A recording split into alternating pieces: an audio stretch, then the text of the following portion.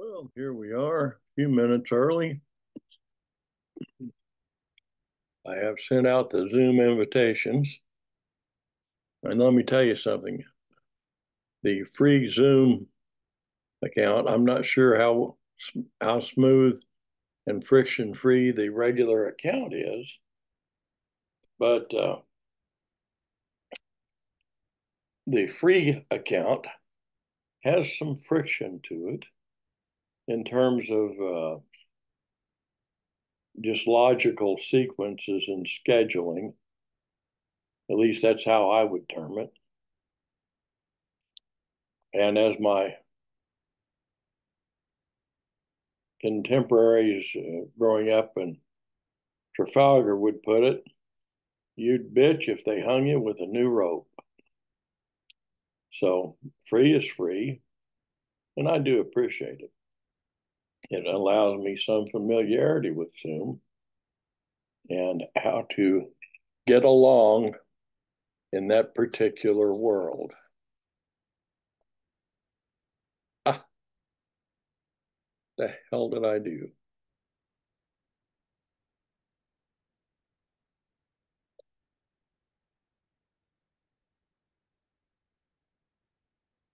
There we go. I tell you, this modern technology lacks smoothness. What do you say? The new technology is aimed at the new people. Maybe I'll go back to writing letters. And how do we handle that? Us old folks,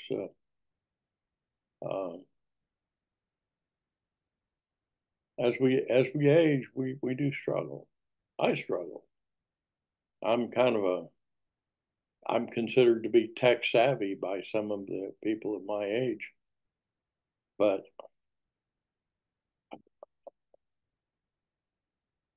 I'm not in terms of younger folks. Anyhow, this is Poof. We call it Poof because it's the free account.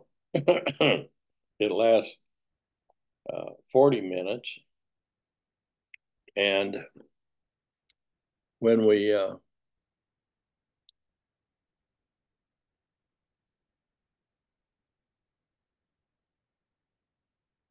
think we got that.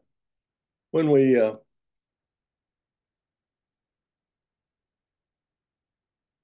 schedule it, the only option it gives you to for us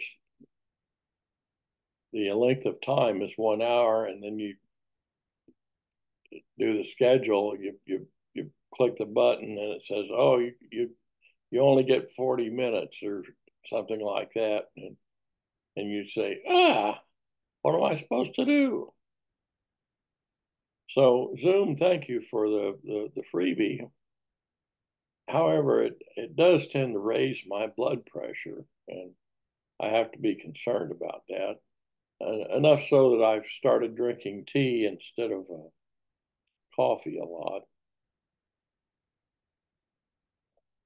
Mm. So, you know, all you coffee manufacturers out there, you need to talk to these tech companies because, there's Tom Probasco. I'll quit rambling here, or at least till I get Tom in. Well, maybe I will ramble. Where did he? There he goes. There he goes. Hey, Frank. Hey, Tom, I can hear you. Yeah, I gotta get the video button clicked here. There we go. I was just rambling on to the free customers who tune into our free Zoom poof about the free account, and I was whining and complaining about the complications and hoping that the paid accounts are easier. Uh, but Oh no. and you never know. Sometimes they are, and sometimes the paid accounts are worse. Yeah, yeah. About the only thing when Julia was still, well, it was when she had retired, but she did some contract work. They used Zoom. First time I've ever heard of it to finish up some testing things. So, but the main thing I remember about that is about the like it was a school account was that the time wasn't limited, because they had to be able to finish their whatever kind of testing they were doing. Uh, It's kind of awkward over Zoom, but it worked with some students that she had. But that's the main thing I remember about it is that it wasn't a poof account. It lasted as long as you needed it to last to do whatever you were doing. well, that's one of the things I was doing with. I was on my way to, excuse me, explaining Poof. How about you do that today? Poof, yeah. So this is since this is not a paid account, you get approximately. I used to say half an hour, but it might be more like 35 minutes or something like that. And you start in, and after about maybe that's it. After about 25 or 30 minutes or something like that, you see timer up in the top of the screen. It says 10 minutes. Well, okay, so you watch that. Well, then eventually it says 1 minute remaining. Well, you might have 60 seconds, you might have 20, but at the end of that time, whatever that time is, it's I've never really measured it. It goes away. It goes poof. It's not your choice anymore. No, no, you have to kind of watch that. And what you and I, and I think to some extent John Lowe on Wednesdays, kind of try to watch it and make sure that you're kind of aware that that's about to happen, and maybe not start a new topic, or something. Uh, but because it's got a mind of its own. It's gonna after that once you see you've got a minute left, It's might have a minute, and it's yeah, gonna just it's quit. kind of fun. Yeah, if there's such a thing as fun anxiety, I think that's kind of it. It's like, ooh, now I got to be ready to go poof. That when it's over, it's over. Mm-hmm. I Yeah. I've been thinking uh, it might be it might be Monday is getting kind of crowded, and I was thinking about having John and you and me schedule on Tuesday and Thursday. What would About you the, think about? yeah, about the same time, you think, in the morning? Yeah, uh, Okay. we could go 9:30. We could probably go 10, depending on what you think. Yeah. Yeah. Why don't you, if you haven't mentioned it, John, yet, why don't that pick a time and a day and then just let me know? I sent him an invite today. We've been having some great conversations. I don't think he expects it on Monday, though. I'm not sure. Yeah. Uh, I'm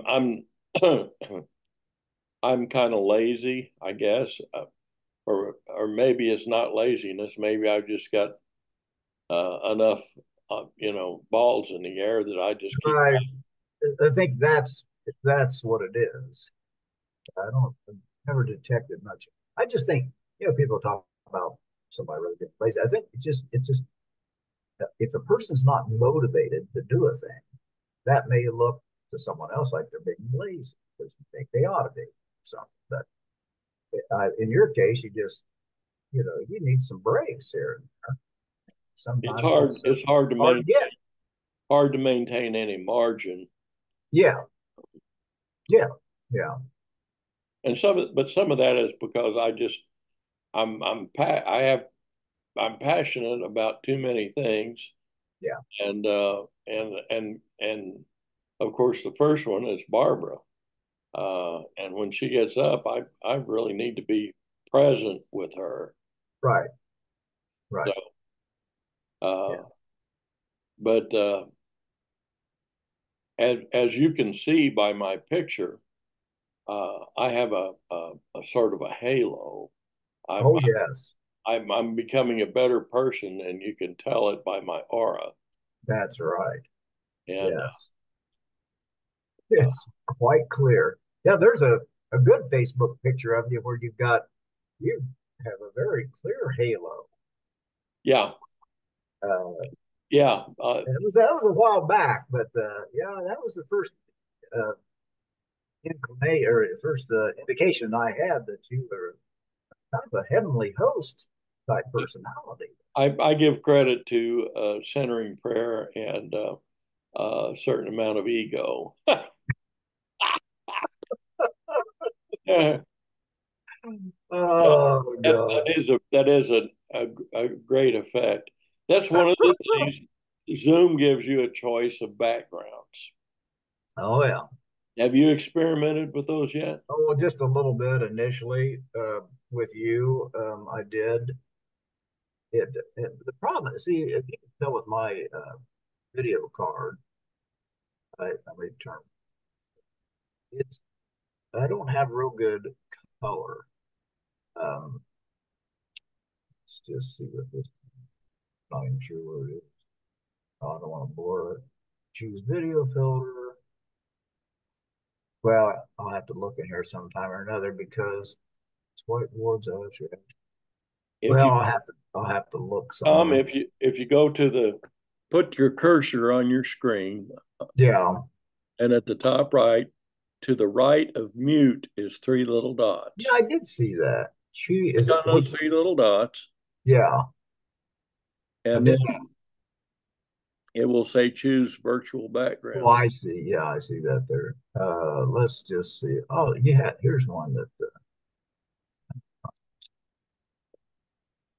Yeah, yeah. Oh, there we go. Oh, See yeah. that reflects your serious commitment to mowing your yard. Yeah, well, yeah, a serious commitment to it. Yeah, To I green. have good intentions. Yeah, Uh, I do have a real mower, which is one of those non-powered yeah, yeah. things, which if you get to it in time, now the way those work, they're kind of like scissors. So as the blades get too tall, they can't engage the blade just right.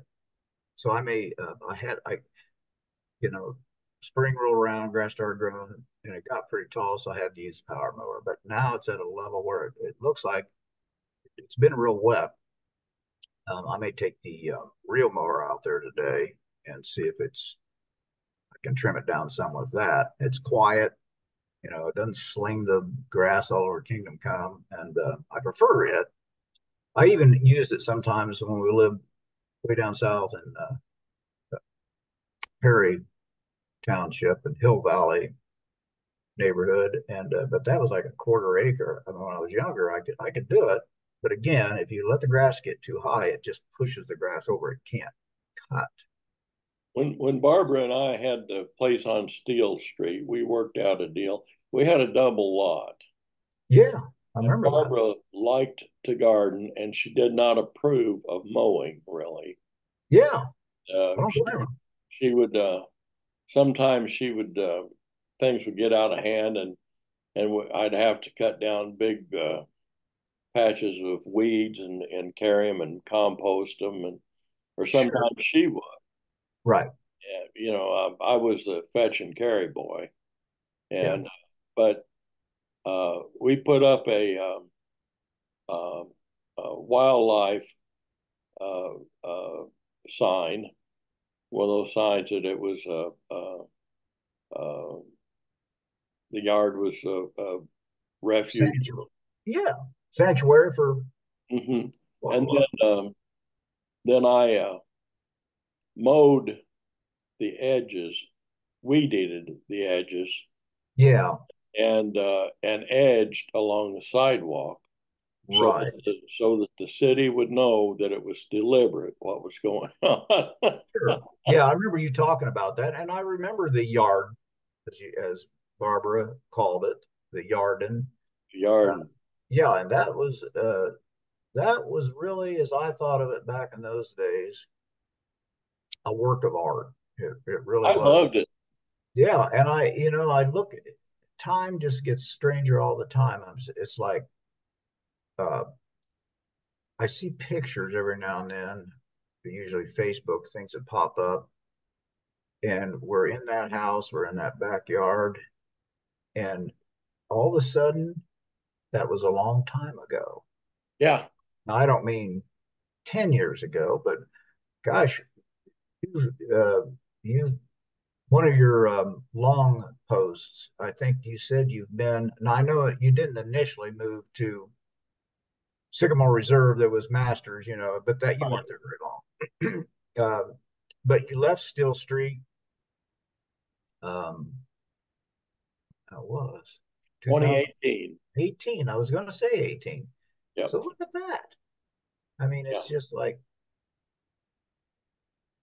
I, all at once. I think about that, and I think about uh, how unlikely I am to live to be 90. If you look at my personal history and Well, that I know. I'm 81 now, Yeah, and uh, and that's part of the fun of what I do on social media.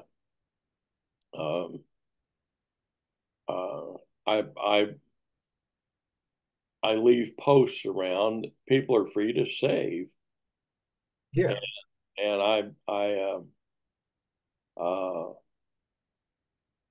I kind of anticipate that at some time or another, people will run across them. They you know, may have reposted something that I posted, and it'll be in their Facebook history or right, however they do it, and they may run across some of my writing and read it. And right. I try to kind of balance out what I put. I put a lot of humor. If Oh, you yeah. some people question that it's funny, but that's part of the fun, isn't it? Everybody doesn't have the same sense of humor. That's true. Well, mine is, probably somewhere around 9 or 10 years old. It's probably That's why I can get some of it, but some of my humor isn't that advanced. it's But probably it's probably 10 or 11. Be fair. yeah, you start to leave me behind. Yeah, that's yeah, I got a 9 year old great granddaughter, and she doesn't get some of the puns. oh yeah, yeah, So yeah. Well, and even people, this happens more and more all the time. You references to songs from the, I don't know, 60s or 70s. Some younger folk know them because they're still around and they have, but others, those references don't resonate with them because they don't, they're too young. And that yeah, happens. And as time goes on, that just keeps happening. And I never, I didn't have the radio constantly on, and I tended to listen to like my bandmates. A lot of the references to music I don't get, but two of those guys worked in record shops. Kenneth Urian and Ryan Jerome. They both worked. Remember the big record shops? I forget which one it was, but those guys were just steeped in it. And they're both musicians, but they were just steeped in that stuff. And a lot of that, those references that they're talking about, stories about, I think anything to me, and I'm older than either one of them, but they just working in that record shop, yeah, they knew all kinds of music inside and out. And I can't remember which one it was. You know how they, like here in Indianapolis, you may remember Lyric Records. Now that was a smallish place. That was before it wasn't one of those. There was one in Southern Plaza that Uh, I used to go into, and, this was back in the days you can go there and buy a 45, But then, a decade or so after that, they were gone. Then it was those big uh, places that had, for a time they probably had LPs, cassettes, even CDs. But then those with the onset of so much sold online, I mean, there still are some records. Well, there's around here in Broad Ripple, there's Indy CD and vinyl.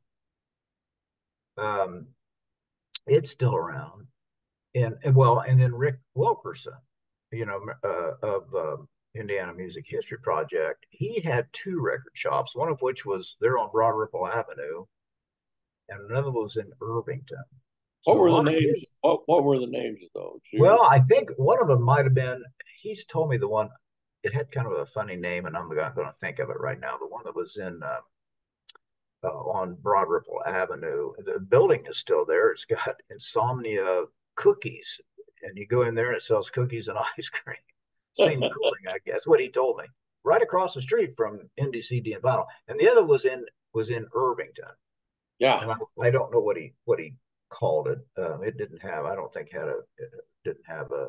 It might have been Irvington Record Shop. That's don't quote me on that, but that was the second one he had, and I think it between the two of them, he had several years, and he knows, he has a lot of connections to music through those record shops. And a lot of the core collection in Indie CD and vinyl really comes from things that he acquired in that time period. Records, posters, because things that he would buy to stock the record shop, they'd send posters along, promotional material.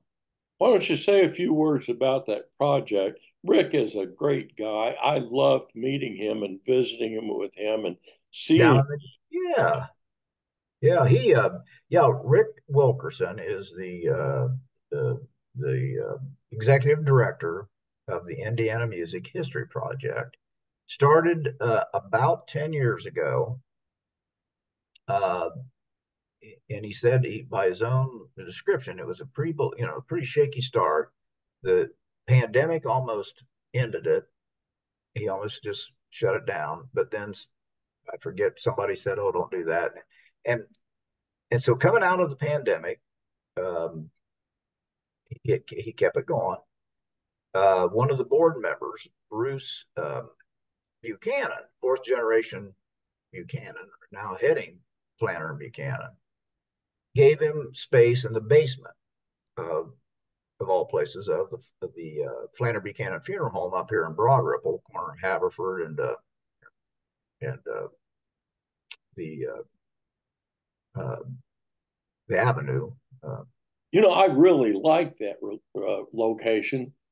And well, it gives them a place to be. Yeah, it we'll gives come them a back to place to that. be. We'll come back to that. But go ahead. Yeah, yeah. Well, it just and so they needed a place to have a gallery. Now, eventually, they would like to have some place. I think the ideal place would be uh, by and by when they get the Indiana Archives building built. That would be climate controlled, and it would also have space for maybe a permanent or semi-permanent display. And so, but that would, the material then would be in a, uh, controlled for humidity and different things. Yeah, yeah. And the Indiana Archives has needed that building for various things for a long time. Now it's getting built, but it'll be all get done. And in the meantime, that does the basement of Flannery Buchanan it gives them a place to be and sort through things. Uh, I'm working on it when I can. David Slates works on it with his wife Ruth, and I've been missing David and Ruth.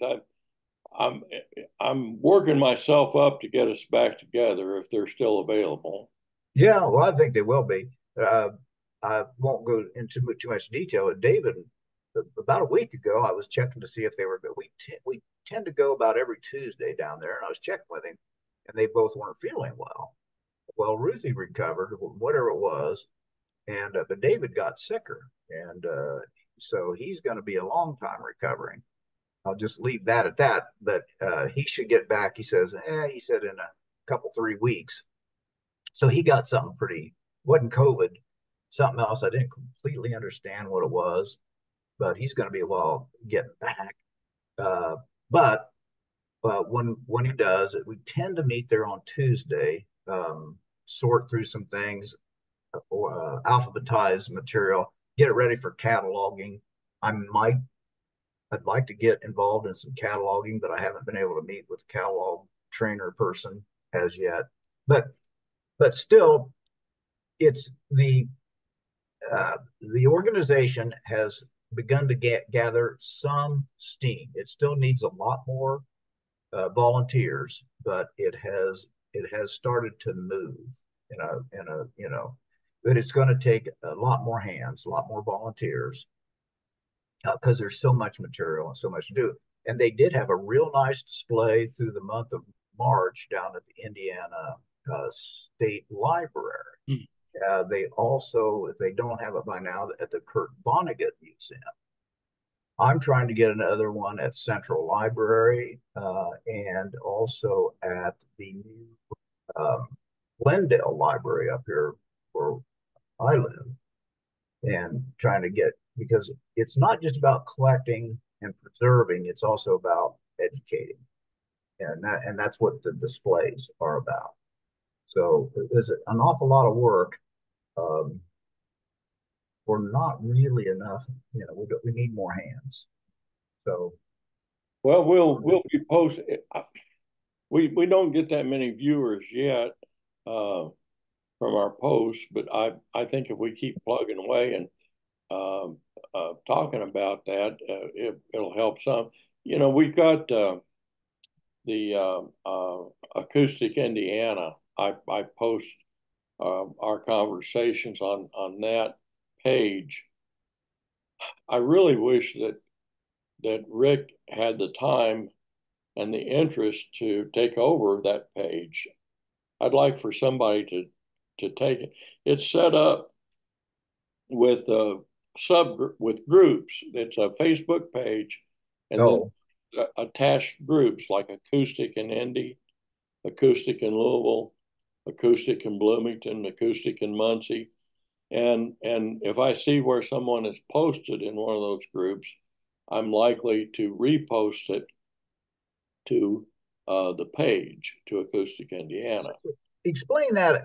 Okay, so our overarching one is Acoustic what? Acoustic Indiana. Okay, and then the other ones you've mentioned, I've heard you mention this before, never quite understood if they're separate pages or all underneath. They are groups instead of pages. Okay. Indy Folk News is a group. Well, and that's a separate thing, though, isn't it? Run by yeah, it's a separate thing. I started it, and I get reports on stuff that they've posted from time to time that I will repost on the page, and I would be happy to set up. I need, people don't seem to be interested in becoming admins. Yeah. I need the admins for all those groups, and they could be holding, for a group, you can have a meeting, you can send out invitations to members, you can organize something, you can talk it up, and it offers a way of building a local music community that is tied in to a regional music community. That was the idea. Yeah. And with everything that I do like that, I do it for love and not money. And none of them are set up to capture any money, which kind of limits what I do. But I just really think that music is a lot more important. The arts are a lot more important than they're given any kind of support. Support, yeah. Yeah. and I don't, there are problems with how our society and our economic system functions. Right. And I'm not gonna complain about capitalism, or I'm not going to advocate any ism. Yeah. I think that there are choices that we make within any system, and right now, the choices are really kind of leading to in directions that have bad endings. It looks like, just from my way of looking at them. I know what you mean. Yeah, but Well, to clarify, just to clarify about indie folk news, when I first met you, which it was 20 years ago this year, you had just you had started indie folk news as part of your personal email, and it was having to move. So the email was complaining about the traffic or whatever it was properly called, and so you moved too it many to posts. Yahoo. What's that? Too Too many many. posts. Yeah. Yeah. So they said no, you can't keep doing that. So you moved it to Yahoo, and there it remained for a while. But that was the first one, and then it became, as it is now, it's a website. Now it is. Uh, The it is. website is gone. Oh yeah. So it's a. Is it? Oh, did it get So it's a transferred? Facebook So page. it's now okay. I couldn't remember because during. Oh, that's right. When Dave Yeah. Rowe had it, he made a He made a website. really valiant effort Yeah. but But it was too much work. Nobody else could keep it up. So it was actually David Slate's brother Phil, yeah, if I'm right, who is now managing whatever the proper word is, the Facebook page. And it's, if I understand what you're saying correctly, Indie Folk News really continues as Indie Folk News, although it's yeah, had different platforms over the years. yeah. It's not It's part of yeah. Acoustic anything, of Uh, the Acoustic pages, yeah, I post from it, though but it's separate. it's separate, Yeah. and it's my first love. Yeah, well, yeah, 20 years ago. I don't know how long you had been doing it when I met you 20 years ago, but a little while, you know. So yeah, and Hold on, I got somebody at the door. oh, yep, okay, Let's talk to the people. yeah, yeah. So yeah, when I first met Frank, Indie Folk News put that together uh, to promote so that people could see where things were going on and perhaps then themselves, other musicians, see places they might approach to perform. And that he did that. I don't know. When I met him in 2004, he had been going with it for some time, and then but then, as we were just saying, he had to move it from his email to Yahoo, and it went from there to a web page, and from there to the Facebook page. Gabby? So you can still go to all those that Frank's mentioning: Indie Folk News, Acoustic Indiana, with its other groups, and there's a lot to see there. But they all take a certain amount of work, and it's hard to get a consistent person, a person who's able to have time to really spend um, time with them and get the most out of them. But I think Phil does well with with the Indie Folk News Facebook page. Frank's smiling up there. The clock has appeared. Remaining time 9:49. And you can I'm depend on, just you the can biggest look at idiot. that and know how much time you have until it gets down to 1 minute, at which point the second clock goes away. And time speeds up after that. It gets real dicey, doesn't it? It does. You don't know what zone you're in there. There's a few pages I like that really contribute so much to musical history. Maddie Burke is on Facebook, and she's got some of the greatest um, links that she posts every day. And I don't repost her stuff every day, but I do quite often. And I think she's uh, up north somewhere. Uh, she's from Philadelphia originally.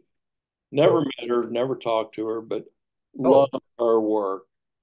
You know, and older music. Some of it, you wouldn't. It's just surprising that there's any record of it at all, and some of it is very good. People like Memphis Minnie, and uh, once in a while she'll get over into somebody that's not blues or such as that. yeah, Just loves music, and there's the occasional pages like that. And if you hear odd noises in back of me, our maintenance guy Chris is cleaning the air filters. oh, it's that time of year. Yeah, and I'm grateful for it. Yeah, Uh, I like to breathe good air. yeah, it's Uh, important. so anyhow, people don't. I don't see where they're really paying much attention to the music I post, but once in a while, someone will comment or whatever. Yeah, A lot of people, I think, on Facebook are they love the memes, the funny stuff, yeah, and yeah, memes and cartoons, and I have a particular uh, thing that I look at, and that's stuff that's kind, you know, and kind of puns. I like puns a lot, and I hate it when anybody or anything gets hurt.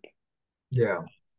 I know. I got on a binge last week. I was posting horse jokes, and we were talking about humor early. I know I just jumped tracks there, but here's one for you, and this is on my personal Facebook page, Frank Watson. Okay, a horse walks into a bar. Bartender says, "Hey," and a horse says, "Yes, please."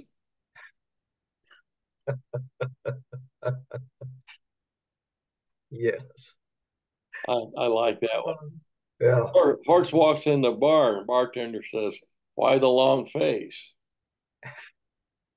Uh, That's bears. kind of one of those dad. Well, it's not really a dad joke, but it's as corny as a dad joke. Yeah, I like dad jokes. If I could get enough dad jokes, I probably wouldn't post anything else.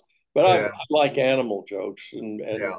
like when God created ducks, He says, "Give that waterproof that chicken and give it a kazoo." Uh, bear jokes. Bear walks into a bar. What does? A bear. Oh, a bear. Okay, all right. And bartender says, "What do you have?" Bear says, "A club soda." And the bartender says, "Why the big paws?" The bear says, "I don't know. I guess I was just born with them." Anyhow, Oh, gee. oh my dog. Hold on. Okay.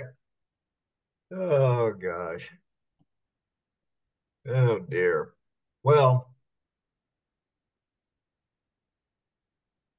yeah. If you look at the Frank Watson, yeah, you look at his page, you can you'll see some jokes, quite what several of the jokes of that type. So you can read them or scroll on past as you wish. Oh, Frank's got Gabby. Oh, or Gabby's got Frank. Well, I think that's more accurate. Say Yes. hi, Gabby. Yeah. Say hi. Wait Hi, on the Gabby. call. Hi, Gabby. Hello. 30 seconds. Okay, hang on. He's going to run the vacuum. Oh, all right. The vacuum's got me. Yeah, I don't even hear it. It doesn't. It doesn't even come through. Yeah, we still got 3 minutes and 54 55 seconds. seconds. Yeah, like I said, it's accurate until it gets down to 1 minute, and then you are very close to the precipice. You just don't know exactly whether your toes are hanging over the cliff or you got, another couple of inches or what. You don't get to know until you go poof. How's Gabby been? Gabby's doing fine for a little dog that's not. Be careful now, not what. She she's pretty well got us trained. Oh yes, she's a good trainer. Yeah. Yeah. So It's not that she's highly trained, but no, she's no, got all her people highly trained. she's good at training. Oh yeah. Yeah. I gave her a good brushing yesterday, and No, that's important. Yeah. Well, with she that gets a hair. lot of stuff in her eyes. I have to work on those, and she is not really enthusiastic about that, but it's good for her health. Right. She just doesn't appreciate the what Well, goes on with it. I, She I, says, I, "What do you mean?" I tease her and I talk to her. I say, woof, woof. And then I laugh and say, you're no wolf. You're not even a decent sized dog. She hates Oh, that. Gabby, don't listen to him. Have a good day, Frank. Oh, let me get that from the back. Yeah, I appreciate that. There's no way I'm going to lift that without unloading it. I'm as slow and as hobbled, I hobble around. You think I was an old man. Oh, now, Yeah. nah, nah, you're not old. How old is Gabby? Gabby's about 4 now. I was going to say I don't think she's a puppy anymore. Yeah. No, but she's a nuisance. I'll tell you that. Oh, now hold your ears, Gabby. Yeah, Hold your ears. That's right. Not a yeah. nuisance. Good. She is. She thinks the whole daggone hallway belongs to her. Well, that's probably about right. She's on patrol. She is all of that. Yeah. So anyhow, uh, I uh, I would love to see somebody take Acoustic Indiana and the groups that go with it. And Yeah. Yeah. It would take, you have to have the time. See, and right now I know Rick, he's just, he's overloaded. He's he's trying to. overloaded. And and I've learned that via some things I got going on. And I said, well, Rick, I had a musician coming in to donate stuff, but he also wanted a tour. And Rick and I kind of had a clarifying conversation, I'll call it, about that. And I said, well, if you tell me what you want me to do, and I'll do it. So I gave the tour.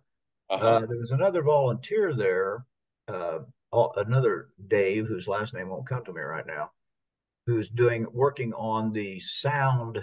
They've got that thing. I guess they got it with a grant.